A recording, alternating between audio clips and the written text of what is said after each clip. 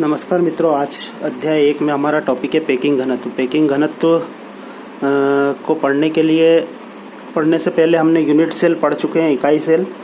और इकाई सेल सरल घनी होती है और इकाई सेल का आयतन कितना होगा, घन के आयतन के बराबर, है ना। और घन की भुजा अगर a हो तो घन का आयतन होता है a क्यूब, है ना।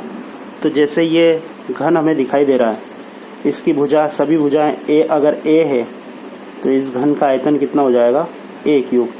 तो हमने अभी तक के सारे यूनिट सेल घनी, सरल घनी भी घनी होता है, फलक केंद्रित घनी भी घनी होता है और अंतः केंद्रित घनी भी घनी होता है। तो घनी माना है इसलिए उसका आयतन हम a क्यूब ही लेंगे, है ना। अब इसके बाद हमको पढ़ना है पेकिंग घनत्व। तो पेकिंग घनत्व होता है किसी भी इकाई सेल का, यूनिट सेल का कुल आयतन जो होता है उसमें से वो हिस्सा जो उसके लेटिस बिंदुओं द्वारा घेरा जाता है ना। जैसे हम ये यूनिट सेल देखें तो अगर ये फलक केंद्रित घनी है तो लेटिस बिंदु कहाँ कहाँ पे होंगे, एक तो कोनों पे होंगे, सभी कोनों पे, और उसके बाद फलक पे होंगे। तो इन लेटिस बिंदुओं द्वारा इस जो यूनिट सेल है उसका कुल आयतन में से, मतलब a क्यूब में से जितना हिस्सा उनके द्वारा घेरा गया है वो जो कहलाएगा उसको हम पेकिंग घनत्व कहते हैं। और पेकिंग घनत्व का सूत्र निर्माण में हम देखेंगे कि पेकिंग घनत्व जो होता है वो लेटिस बिंदुओं द्वारा घेरा गया कुल आयतन बटे यूनिट सेल का कुल आयतन, ठीक है। मतलब यूनिट सेल के कुल आयतन का जितना हिस्सा लेटिस बिंदुओं ने घेरा है उसे देखेंगे। अब अलग अलग यूनिट सेल के लिए परमाणुओं की संख्या भी अलग अलग होती है ना। और एक परमाणु का आयतन को अगर एक परमाणु को हम गोलाकार माने, इस तरह से गोलाकार माने, गोलाकार ही कंसिडर किया है हमने, देखो सभी में। तो गोले का आयतन कितना होता है वो इसकी त्रिज्या पे निर्भर करता है। जैसे यहाँ देखें हम, ये गोला है, इसकी त्रिज्या अगर r है तो इसका आयतन जो होगा 4/3 पाई r क्यूब होगा। ये हमने कक्षा 10 में पढ़ा है ना, 4/3 पाई r क्यूब होगा, ठीक है। अब अलग अलग यूनिट सेल में ऐसे परमाणुओं की या आयन की संख्या अलग अलग होती है। सरल घनी में 1 होती है, फलक केंद्रित घनी में 4 होती है, अंतः केंद्रित घनी में 2 होती है ना।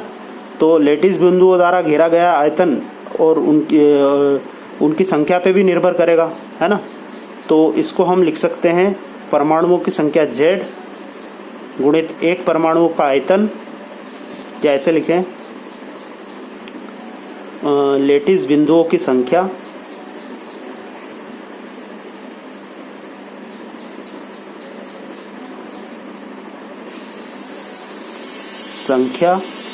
गुणित एक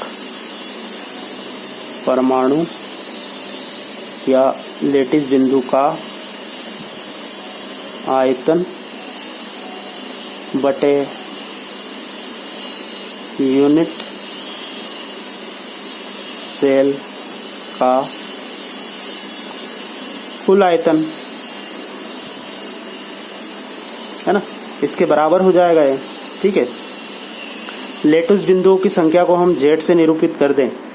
एक परमाणु गोलाकार माना है तो उसका आयतन कितना हो जाएगा, 4/3 पाई r क्यूब। और यूनिट सेल का आयतन घनाकार है इसलिए a क्यूब, या इसको यूं भी लिख सकते हैं Z into 4/3 into pi r, और a क्यूब को ऐसा एक साथ लिख लेंगे r/a का होल क्यूब।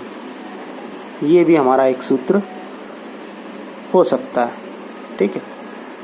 तो अब सभी प्रकार के यूनिट सेल के लिए अलग अलग पी का मान आएगा। क्यों? क्योंकि परमाणुओं की संख्या सभी में अलग अलग होती है। सरल घनी में 1 होगी, फलक केंद्रित घनी में परमाणुओं की संख्या 4 होगी और अंतः केंद्रित घनी में परमाणुओं की संख्या 2 होगी। तो सभी के लिए इसकी वैल्यू भी अलग अलग आएगी और सभी के लिए a और r में संबंध भी अलग अलग होता है ना। तो इस सूत्र का उपयोग करके हम निकाल सकते हैं। पहले हम देख लेते हैं किसके लिए कितना आएगा,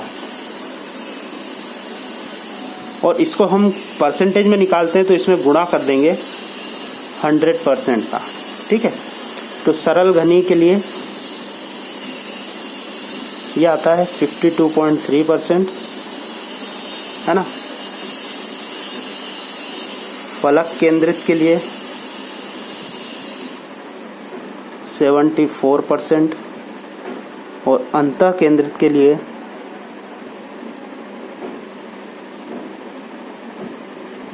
68% आता है। तो अब ये वैल्यू तो हमको याद रखनी नहीं है, इसको हम निकालेंगे, लेकिन फिर भी आप इसको परीक्षा में तो सीधा ही प्रश्न आता है कि फलक केंद्रित घनी के लिए पैकिंग घनत्व कितना होता है, तो हम सीधे 74 पे राइट करेंगे। अंतः केंद्रित के लिए 68% होता है, लेकिन वो आता कैसे वो देखेंगे हम इस सूत्र से। ठीक है, इस सूत्र में अगर हम सरल घनी के लिए कैलकुलेट करें, है ना, तो क्या हो जाएगा, P बराबर सरल घनी में परमाणुओं की संख्या कितनी होती है, 1, 4/3 गुणित पाई मतलब 3.14 गुणित R, और A और R में संबंध क्या होता है हमारे पास, देखा होगा हमने सरल घनी में A बराबर कितना होता है, 2R। तो यहाँ पे A इक्वल टू कितना लिख देंगे हम, 2R, और ये हो गया क्यूब। R से R कैंसिल हो जाएगा, बराबर कितना आ जाएगा, 1 × 4/3 × 3.14 × 1/2 की पावर 3। तो इसको लिख सकते हैं 1/2 × 1/2 × 1/2। 2 से ये 4 कैंसिल हो गया 2 बार। अब हमारे पास बचेगा 3.14, और ये गुणा 100 तो है ही सही इसके साथ में, है ना, 3.14 और नीचे बचेगा 3 और ये 2 6, है ना, गुणित 100। तो ये लगभग आएगा हमारे पास 52.3% के आसपास जब हम इसको कैलकुलेट कर लेंगे। आप कैलकुलेटर से आपके जैसे भी हो कैलकुलेट करके देख लेना, तो ये 52.3 के आसपास आएगा। ठीक है, अब हम अगर बात करें फलक केंद्रित घड़ी के लिए, तो A और R में क्या संबंध होता है, वहाँ पे A और R में हमारे पास संबंध क्या होता है फलक केंद्रित घनी में, आपने किया था ना, बताइए।